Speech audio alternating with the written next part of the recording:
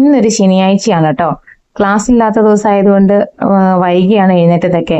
പിന്നെയാണെങ്കിൽ നല്ല മഴയായിരുന്നു. അപ്പൊ നമുക്ക് പൊതുവെ മടിയാണല്ലോ രാവിലെ എഴുന്നേക്കാനായിട്ട്. നല്ല മഴയുള്ള ദിവസമൊക്കെ കുറച്ച് സമയം കൂടെ ഒന്ന് കിടന്നുറങ്ങുമല്ലോ. പിന്നെ ബ്രേക്ക്ഫാസ്റ്റിന് പുട്ടാണ് കേട്ടോ. ഞാൻ ഏറ്റവും കൂടുതൽ ബ്രേക്ക്ഫാസ്റ്റിന് ഉണ്ടാക്കുന്ന ഒരു സാധനമാണ് കേട്ടോ പുട്ട്. പുട്ടിന്റെ തന്നെ പല വെറൈറ്റീസ് ഇങ്ങനെ മാറി മാറി ഉണ്ടാക്കും. ഒരേ സൈസ് പുട്ടാകുമ്പോൾ നമുക്ക് മടുക്കുമല്ലോ. അരിപ്പൊടി കൊണ്ട് ഉണ്ടാക്കും, അരിപ്പുട്ട് ഉണ്ടാക്കും, പിന്നെ ഗോതമ്പിന്റെ പുട്ടുണ്ടാക്കും, പിന്നെ ചിലപ്പം ചോളത്തിന്റെ പുട്ടായിരിക്കും, അല്ലെങ്കിൽ മറ്റേ റാഗിയുടെ പൊടി കൊണ്ടുണ്ടാക്കും. അങ്ങനെ ഇഷ്ടംപോലെ. പിന്നെ ചെമ്പ പുട്ടുപൊടി ഉണ്ടല്ലോ, അത് വാങ്ങിയിട്ടുണ്ടാക്കും. അങ്ങനെ പല പല വെറൈറ്റികൾ മാറി മാറി പിടിക്കും. അപ്പം നമുക്ക് അത്ര ബോറടിക്കത്തില്ല. പിന്നെ അതിന്റെ കൂടെ ആണെങ്കിലും ചിലപ്പോൾ പഴമായിരിക്കും എടുക്കുന്നത്. ചില ദിവസം പഴമായിരിക്കും, അല്ലെങ്കിൽ ഓരോ ദിവസം ഓരോ കറികൾ ഇങ്ങനെ മാറി മാറി ഉണ്ടാക്കും. ഗ്രീൻ പീസ് കറി, കടലക്കറി, അങ്ങനെ ഓരോരോ കറികൾ. അങ്ങനെ ആകുമ്പോൾ നമുക്ക് അത്രയ്ക്ക് അങ്ങോട്ട് ബോറടിക്കില്ല. എനിക്ക് ഏറ്റവും എളുപ്പം പുട്ടുണ്ടാക്കാനാ. എനിക്കെന്നല്ല, എല്ലാവർക്കും അങ്ങനെ ആയിരിക്കുമല്ലേ. ചിലർ പറയുന്നതൊക്കെ ഉപ്പുമാവാണ്, പക്ഷെ ഉപ്പുമാവ് ഇവിടെ ഞങ്ങൾ അധികം ഉണ്ടാക്കാറില്ല കേട്ടോ. ചേട്ടായിക്ക് ഉപ്പുമാവ് അത്ര ഇഷ്ടമല്ല, അതുകൊണ്ട് അങ്ങനെ ഉണ്ടാക്കാറില്ല.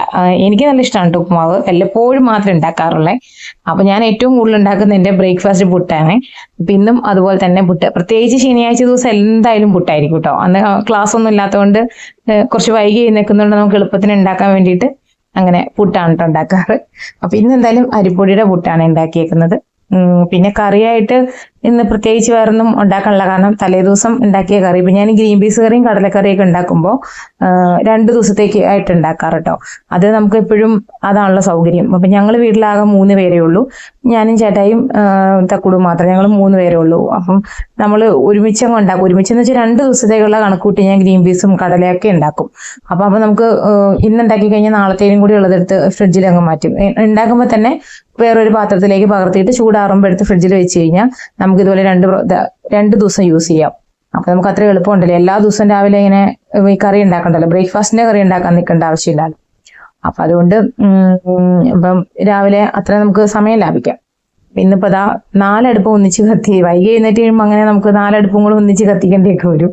ഒരടുപ്പിൽ ചായ, ഒരടുപ്പിൽ പുട്ട്, പിന്നെ കറി ചൂടാക്കാൻ വെച്ചേക്കുന്നതാണ് കേട്ടോ. തലേ ദിവസത്തെ കുറച്ച് പോർക്ക് ഞാൻ ഇന്നലത്തെ വീഡിയോയിൽ ഇട്ടിട്ടുണ്ടായിരുന്നു, പോർക്ക്. അപ്പൊ അങ്ങനെ ഉണ്ടാക്കി. അപ്പൊ ആദ്യം ഞാൻ ഉണ്ടാക്കിയ പുട്ട് ചേട്ടായിക്കായിരുന്നു കേട്ടോ. അപ്പൊ ചേട്ടായിക്ക് ഡ്യൂട്ടിക്ക് പോകണമായിരുന്നു. അപ്പൊ അതുകൊണ്ട് ചേട്ടായിക്ക് ഉണ്ടാക്കി കൊടുത്തു. അങ്ങനെ ചേട്ടായി ഫുഡൊക്കെ കഴിച്ചിട്ട് പോയി. ഇത് പിന്നെ കുറച്ചു നേരം കഴിഞ്ഞിട്ട് എനിക്കും തക്കുടൂനുള്ളതാണ് കേട്ടോ. ചേട്ടായി പോയതിന് ശേഷമാണ് കേട്ടോ അവൻ എഴുന്നേറ്റ് വന്നതും പിന്നെ ഞങ്ങള് ബ്രേക്ക്ഫാസ്റ്റ് കഴിക്കുന്നത്. കുറച്ചും കൂടി വൈകിട്ടാണ് കേട്ടോ. അപ്പൊ അത് കഴിഞ്ഞ് ഞങ്ങൾക്ക് ഉണ്ടാക്കിയതാണ് ഇത്. അപ്പൊ ഞങ്ങൾ 2 പേരും കൂടെ ഒരുമിച്ചിരുന്ന് രാവിലത്തെ ബ്രേക്ക്ഫാസ്റ്റ് ഒക്കെ കഴിക്കാൻ കേട്ടോ. അപ്പൊ അവന് ക്ലാസ് ഇല്ലാത്ത കാരണം പിന്നെ ഞാൻ അധികം നേരത്തെ അങ്ങനെ വിളിച്ച് എഴുന്നേൽപ്പിക്കാറില്ല. അല്ലാത്ത ദിവസം, സ്കൂളുള്ള ദിവസം എന്ന് വെച്ചിട്ടുണ്ടെങ്കിൽ 6:30 ആകുമ്പോൾ എഴുന്നേക്കണം. ഈ ആകെ ഒരു സാറ്റർഡേ മാത്രമല്ല ഇങ്ങനെ കിട്ടത്തുള്ളൂ. അപ്പൊ അതുകൊണ്ട് ഞാൻ കിടന്നോട്ടേന്ന് വെക്കും. സൺഡേ ആണെങ്കിലും നമുക്ക് പള്ളിയിലൊക്കെ പോകുന്നതുകൊണ്ട് രാവിലെ നേരത്തെ എഴുന്നേൽക്കണമല്ലോ, അധികം സമയമൊന്നും കിടക്കാൻ പറ്റത്തില്ല. അപ്പൊ അതുകൊണ്ട് ആകെ ഒരു സാറ്റർഡേ ആണല്ലോ കുറച്ചൊന്ന് കിടക്കാൻ പറ്റുന്ന, കിടന്നോട്ടേന്ന് വിചാരിക്കും. അപ്പൊ അങ്ങനെ ഞങ്ങളുടെ ബ്രേക്ക്ഫാസ്റ്റ് കഴിക്കലും പരിപാടിയൊക്കെ കഴിഞ്ഞു. പിന്നെ ടേബിളൊക്കെ ഒന്ന് ക്ലീൻ ചെയ്തു. അപ്പോഴേക്കും വാഷിംഗ് മെഷീനിലെ തുണിയെല്ലാം വാഷ് ചെയ്ത് കഴിഞ്ഞായിരുന്നേ. അപ്പൊ പിന്നെ കൈയോടെ അതങ്ങ് വിരിച്ചിടാന്ന് വെച്ചു. രാവിലെ തന്നെ വിരിച്ചിട്ടാലാണല്ലോ നമുക്ക് വൈകുന്നേരം ആകുമ്പോഴേക്ക് ഇത് ഉണങ്ങിയെടുക്കാൻ പറ്റുള്ളൂ. ഇപ്പോഴാണെങ്കിൽ മഴക്കാലവും കൂടെ ആയതുകൊണ്ട് രാവിലെ തന്നെ അത് വിരിച്ചിട്ടില്ല എന്നുണ്ടെങ്കിൽ നമുക്ക് ഉണങ്ങിയെടുക്കാൻ പറ്റത്തില്ല. ചിലപ്പോൾ ഒരു ദിവസമൊക്കെ കിടന്നിട്ട്, ഞാനിവിടെ ഞങ്ങളുടെ വീടിന്റെ മേളിൽ ടെറസിലാണ് വിരിച്ചിരുന്നത്. അപ്പൊ അതുകൊണ്ട് അതിന്റെ മേളിൽ ഷീറ്റ് ഇട്ടിട്ടുണ്ട്. അപ്പൊ അതുകൊണ്ട് ഡയറക്റ്റ് ഇങ്ങനെ വെയിൽ കിട്ടത്തില്ല. അപ്പൊ ചിലപ്പോൾ ഒരു ദിവസം കൂടി മഴയുള്ള സമയത്ത്, വേനൽക്കാലത്ത് അന്ന് നമുക്ക് ഡെയിലി അന്ന് രാവിലെ ഇട്ട് കഴിഞ്ഞാൽ വൈകുന്നേരത്തേന് നല്ല ചൂട് ഉണങ്ങി കിട്ടും. മഴയുള്ള ദിവസമാണെങ്കിൽ കുറച്ച് പാടാ, പിറ്റേ ദിവസമൊക്കെ ഉണങ്ങി കിട്ടത്തുള്ളൂ. അപ്പൊ ഞാൻ മാക്സിമം രാവിലെ തന്നെ വിരിച്ചിടും, വൈകിക്കാറില്ല. വൈകി കഴിഞ്ഞ് കഴിഞ്ഞാൽ ചിലപ്പോൾ അന്ന് തന്നെ ഉണങ്ങി കിട്ടാനൊക്കെ പാടാ. എനിക്ക് തുണിയൊന്നും ഇങ്ങനെ പെൻഡിങ്ങിൽ ഇടുന്നത്, ഒരു ദിവസം പോലും അലക്കാണ്ടിരിക്കുന്നതോ അലക്കിക്കൊണ്ടുന്ന തുണി അന്ന് തന്നെ മടക്കി വെക്കാണ്ടിരിക്കുന്നതോ ഒന്നും എനിക്ക് ഇഷ്ടമല്ല കേട്ടോ. ഞാൻ മാക്സിമം അന്ന് തന്നെ അലക്കുകയും ചെയ്യും, അന്ന് തന്നെ മടക്കി വെക്കുകയും ചെയ്യും കേട്ടോ. അതിന്റെ ഒരു ശീലം അങ്ങനെയാണേ. പിന്നെ അത് കഴിഞ്ഞിട്ട് പിന്നെ നമ്മുടെ പരിപാടികൾ, പാത്രം കഴുകല് പരിപാടി അതൊക്കെയാണല്ലോ. ഞാൻ ഈ സാധാരണ പാത്രം എല്ലാം കഴുകി കഴിഞ്ഞാൽ മുറ്റത്ത് പുറത്ത് നമ്മുടെ കിണറിന്റെ അവിടെ, അല്ലെന്നുണ്ടെങ്കിൽ ഇതുപോലെ ഇങ്ങനെ പുറത്തൊരു ഇച്ചിരി സ്പേസ് ഉണ്ട്, അവിടെയൊക്കെ ഇങ്ങനെ വെച്ചിട്ട് എല്ലാം ഒന്ന് ഉണങ്ങിയതിന് ശേഷം കുറച്ച് പാത്രങ്ങൾ, അതായത് നമ്മൾ ഡെയിലി യൂസ് ചെയ്യുന്ന അങ്ങനത്തെ പാത്രങ്ങൾ എന്ന് വെച്ചാൽ പ്ലേറ്റുകള്, സ്പൂണുകള്, ഗ്ലാസ്, കപ്പ്, അതൊന്നും അല്ല. അല്ലാണ്ട് ഇങ്ങനെയുള്ള പാത്രങ്ങളൊക്കെ ഉണ്ടല്ലോ, എപ്പോഴും നമ്മൾ എടുക്കുന്നില്ലാത്ത. ഇപ്പൊ പുട്ടിന്റെ ആണെങ്കിലും പുട്ടുകുറ്റി, അതുപോലത്തെ ചെരുവം, അങ്ങനത്തെയുള്ള പാത്രങ്ങളൊക്കെ ഉണ്ടല്ലോ, അതൊക്കെ ഞാൻ വെയിലത്ത് വെച്ച് ഉണങ്ങിയതിന് ശേഷമാണ് കേട്ടോ കബോർഡിൽ കൊണ്ടുവെക്കത്തുള്ളൂ. നമ്മളെടുത്ത് ഇങ്ങനെ കബോർഡിൽ വെക്കുന്ന സാധനങ്ങളൊക്കെ അത് കഴിഞ്ഞ് വെള്ളത്തോട് കൂടി കൊണ്ടുവച്ച് കഴിഞ്ഞാൽ കബോർഡ് പെട്ടെന്ന് അഴുക്കാവും. അതെനിക്ക് ഒട്ടും ഇഷ്ടമല്ല. നമ്മൾ നല്ലോണം ഉണങ്ങി ഡ്രൈ ആയിട്ട് കൊണ്ടുവെക്കുന്നതാണ് എപ്പോഴും നല്ലത്. വെള്ളത്തോടു കൂടി ഒരിക്കലും കൊണ്ടുവെക്കുന്നത് നല്ലതായിട്ട് എനിക്ക് തോന്നിയിട്ടില്ല. അപ്പം അതുകൊണ്ട് ഞാൻ എല്ലാം ഇങ്ങനെ വെയിലത്ത് വെച്ച് ഉണങ്ങും. വെയിലുള്ള സമയമാണെങ്കിൽ വെയിലത്ത് വെച്ച് ഉണങ്ങും. ഇപ്പം വെയിലില്ലാത്ത മഴക്കാലത്താണെങ്കിൽ നമുക്ക് അങ്ങനെ അത്ര പറ്റത്തില്ല. എന്നാലും ഞാൻ എവിടെയെങ്കിലും പുറത്തൊരു ടേബിളൊക്കെ ഇട്ടിട്ടുണ്ട്. ആ ടേബിളിന്റെ പുറത്ത് വെച്ച് വെള്ളം വലിഞ്ഞതിന് ശേഷം തുടച്ചിട്ട് ഞാൻ എടുത്തു വെക്കും. പിന്നെ ഇതുപോലെ ഇങ്ങനെ നമ്മുടെ റാക്കിലൊക്കെ തൂക്കിയിടുന്ന സാധനങ്ങൾ അവിടെ തന്നെ തൂക്കിയിട്ട് വെള്ളം വാർന്നു പോക്കുള്ളൂല്ലോ, നമ്മൾ എന്നും എടുക്കുന്ന സാധനങ്ങൾ. എന്നാലും ഞാൻ മാക്സിമം വെള്ളം കളഞ്ഞിട്ടേ വെക്കത്തുള്ളൂ. പിന്നെ സ്പൂണുകളും കാര്യങ്ങളൊക്കെ നമുക്കിങ്ങനെ എപ്പോഴും ഇങ്ങനെ എടുക്കേണ്ടതാണല്ലോ, അപ്പൊ അതങ്ങനെ വെക്കും. അങ്ങനെയാണ് ഞാൻ ചെയ്യാറ്. പിന്നെ നെക്സ്റ്റ് നമ്മുടെ അടുപ്പൊക്കെ ഒന്ന് തുടച്ചിടുക. രാവിലത്തെ കുക്കിംഗ് കഴിഞ്ഞപ്പം അവിടെയൊക്കെ ഒന്ന് ക്ലീൻ ചെയ്തിട്ടു. ഗ്യാസ് സ്റ്റവും കാര്യങ്ങളൊക്കെ ഒന്ന് തുടച്ച് വൃത്തിയാക്കിയിട്ടു. ഗ്യാസ് സ്റ്റവും കൗണ്ടർ ടോപ്പും അതൊക്കെ ഞാൻ ഡെയിലി ചെയ്യുന്ന കാര്യങ്ങളാണ്. ഇതിനു മുമ്പത്തെ ഒരു ക്ലീനിങ് വീഡിയോയിൽ ഞാനത് പറഞ്ഞിട്ടുണ്ട്. ഞാൻ ഒരു ക്ലീനിങ് വീഡിയോ ആയിട്ട് ചെയ്തിട്ടുണ്ടായിരുന്നു. അപ്പൊ അന്ന് ഞാൻ ഇതിനെപ്പറ്റി ഡീറ്റെയിൽ ആയിട്ട് നമ്മുടെ കിച്ചൺ നീറ്റാക്കി ഇടാൻ നമ്മൾ ചെയ്യേണ്ട ടിപ്സും കാര്യങ്ങളൊക്കെ ആയിട്ട് വീഡിയോ ചെയ്തിട്ടുണ്ടായിരുന്നേ. അത് ഞാൻ ഡെയിലി ചെയ്യുന്ന കാര്യമാണ്. ഒരു ദിവസം പോലും ഇതിനകത്ത് ഒരു ചേഞ്ചസ് ഉണ്ടാവില്ല. അപ്പം നിങ്ങൾ ഇനി എൻ്റെ ഡേ ഇൻ മൈ ലൈഫ് ഇങ്ങനത്തെ വീഡിയോസ് ഒക്കെ ഇനി കാണുന്നുണ്ടെങ്കിൽ ഇതൊക്കെ തന്നെയായിരിക്കും കാണുന്നത്. എനിക്ക് വീഡിയോ എടുക്കുമ്പോൾ എനിക്ക് തോന്നുന്നത് നാളെ ഞാൻ ഇതൊക്കെ തന്നെയാണല്ലോ ചെയ്യുന്നത്, ഇത് തന്നെ എടുക്കണമല്ലോ എന്ന്. ഞാൻ പക്ഷെ ഇതൊക്കെ തന്നെയാണ് ഡെയിലി ചെയ്തുകൊണ്ടിരിക്കുന്നത്. രാവിലെ കുക്കിംഗ് കഴിഞ്ഞാൽ അടുക്കള ക്ലീൻ ചെയ്യില്ലെങ്കിൽ എനിക്കൊരു സാറ്റിസ്ഫാക്ഷൻ കിട്ടത്തില്ല. അത് ചിലപ്പോൾ എനിക്ക് അങ്ങനെ ആയതുകൊണ്ടായിരിക്കും. ചിലപ്പോൾ ചില ആളുകളൊക്കെ ചിലപ്പോൾ ഉച്ചക്കത്തെയും കൂടെ കഴിഞ്ഞിട്ടായിരിക്കും ഇത് ചെയ്യുള്ളൂ. എനിക്ക് പക്ഷെ രാവിലെ തന്നെ ക്ലീൻ ചെയ്തിടണം, അതെൻ്റെ ഒരു ശീലം.